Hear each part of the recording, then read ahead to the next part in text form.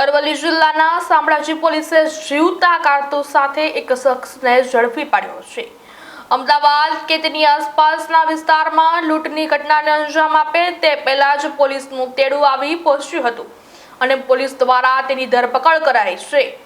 બાઇકમાં 18 જીવતા કારતૂસ અને 3 દેશી પિસ્તોલ સાથે શખ્સ ઝડપી ગયો છે। પોલીસ તપાસમાં વધુ બહાર આવ્યું છે કે પકડાયેલ આરોપીએ અગાઉ બોપલમાં થયેલ 73 લાખની લૂંટમાં સામેલ હતો।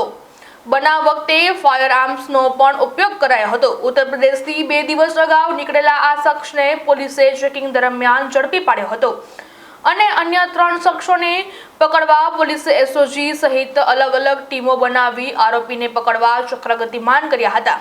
પોલીસે આરોપીને કોર્ટમાં રજૂ કરતા 7 દિવસના રિમાન્ડ મંજૂર થયા છે। રિમાન્ડ દરમિયાન અનેક ખુલાસા બહાર આવે તેવી શક્યતાઓ પણ સેવાઈ રહી છે।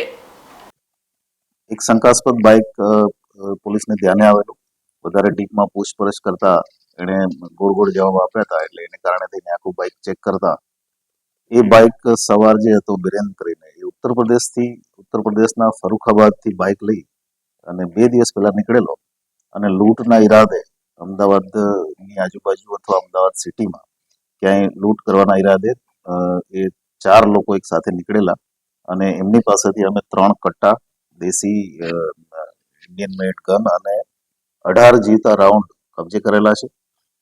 આરોપીનો ઇન્ટ્રોગેશન અત્યારે ચાલુ છે અને કોર્ટ પાસેથી 7 દિવસના રિમાન્ડ પણ લીધા છે અને અન્ય આરોપીઓ એમાં પકડવાની કાર્યવાહી માટે એસઓજી દ્વારા તપાસ ચાલી રહી છે અને અલગ અલગ ટીમો અન્ય આરોપીઓ પકડવા માટે અલગ અલગ જગ્યાએ અત્યારે કાર્યવાહી કરી રહી છે।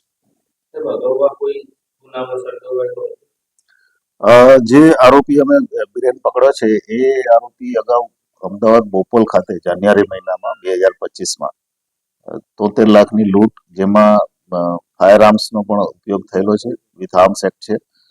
73 લાખની લૂંટમાં એની ધરપકડ પણ થયેલી છે જે તે સમયે। એ ઉપરાંત અમદાવાદમાં જ ચેઇન સ્નેચિંગમાં એ સામેલ છે। એની સાથેના જે અન્ય લોકો છે એ લોકો પણ અન્ય અલગ અલગ જગ્યાએ ગુનાઓમાં સામેલ છે। આ જે બંદૂકો મળી છે એમાં સીટ નીચે એને જ્યાં પાના પકડ રાખવાની જગ્યા હોય ત્યાં આ બધી વસ્તુઓ સંતાડેલી। વધારે અગત્યનું એ છે કે આ જે વ્યક્તિ છે એ વ્યક્તિ લાઈવ રાઉન્ડ સાથે નીકળેલો અને કદાચ ઓપરેશન 2-3 દિવસમાં જ, કેમ કે એના મોબાઈલમાંથી ઘણા બધા ઇમ્પોર્ટન્ટ સ્ટ્રેટેજિક જે અમદાવાદના લોકેશન છે કોમર્શિયલ એસ્ટાબ્લિશમેન્ટના, એના લોકેશન અને એના ફોટા અમને મળ્યા છે, એટલે આગળની કાર્યવાહી એ દિશામાં અમારી ચાલે છે।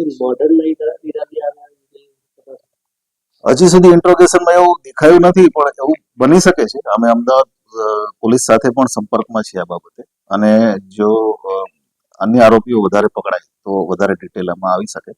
અમારી પાસે 7 દિવસ માટે રિમાન્ડ ઉપર છે આરોપી, એટલે અમે બધી ડિટેલ